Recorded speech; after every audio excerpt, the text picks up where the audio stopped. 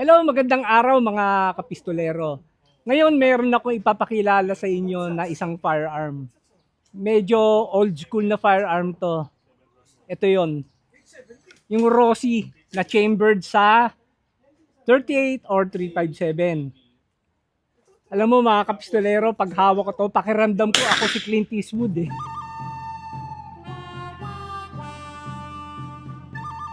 The good, the bad, and the ugly. Yan.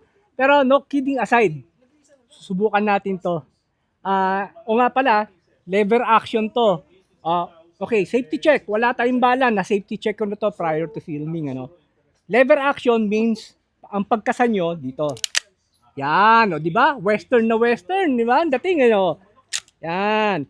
Tapos, dito, niloload yung bala. Yan, to slot na to. O sige, wag na natin patagalin. Subukan na natin sa range, ha.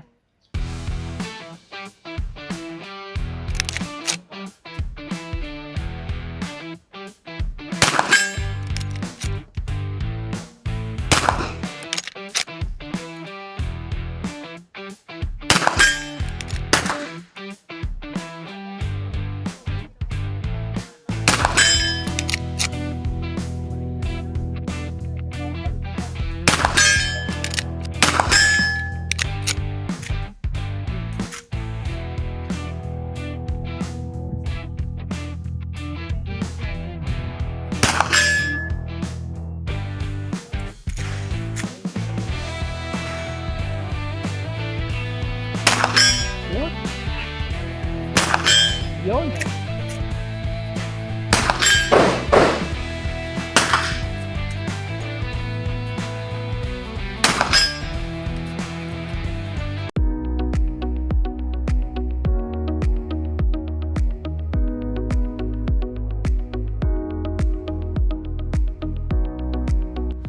Talagang masarap iputok ang Rossi na chambered in 38 and 357.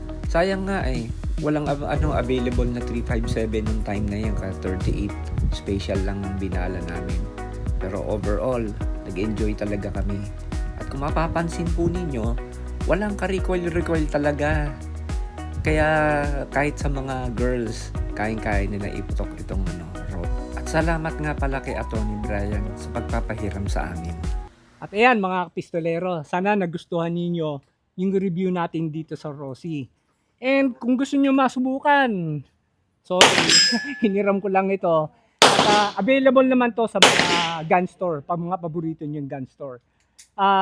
Nakakita ako na ito, chambered sa 22, 22 LR. Pero ito, chambered in 38 special o kaya 357.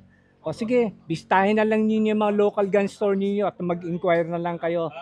In terms of putok, maganda talaga siya iputok, suabe. Although wala siyang mga attachment ng scope, pero madali naman siyang isight. O sige, hanggang dyan na lang, kapistolero. At huwag niyo kakalimutan, pakisubscribe na rin sa channel ko at pakifollow na rin sa aking Facebook page. Ciao! Bye! Ingat kayo. Be a responsible gun owner and to God be the glory.